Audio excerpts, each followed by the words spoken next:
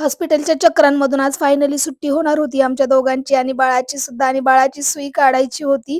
त्याचाच आज आम्हाला खूप जास्त आनंद होता. गेल्यानंतर त्याचं ब्लड टेस्ट वगैरे केलं आणि दुपारच्या टायमिंगला आम्हाला परत त्याला एक डोस द्यायचा होता आणि ब्लड टेस्ट झाल्याच्या नंतर जर रिपोर्ट ओके आल्या, तर मग त्याला सुट्टी डॉक्टर देणार होते.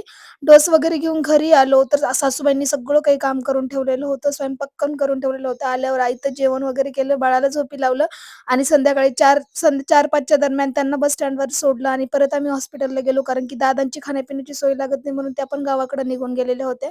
आम्ही दवाखान्यात गेलो. त्याला परत एक दुपारचा डोस वगैरे दिला आणि हा डोस घेऊन फायनली सुट्टी मिळणार होती. पण डॉक्टर नेमकं घरी निघून गेलेले होते. मग त्यांची वाट बघत बसण्यापेक्षा ते बोलले, "चल मी तुम्हाला घरी सोडतो आणि परत मी रिपोर्ट घ्यायला येतो." पण म्हटलं, "नाही, नाही आपण लगेचच सगळं काही करूया." मग रिपोर्ट वगैरे घेतल्या, बाळाची सुई वगैरे काढली आणि इतकं जास्त समाधान वाटलं ना आमच्या दोघांना, कारण की दवाखान्याच्या चक्रावर आम्ही खरंच खूप कंटाळलो होतो. घरी आल्यावर बाळ मस्त खेळायला लागलं होतं. चला आजसाठी एवढंच, भेटूया पुढच्या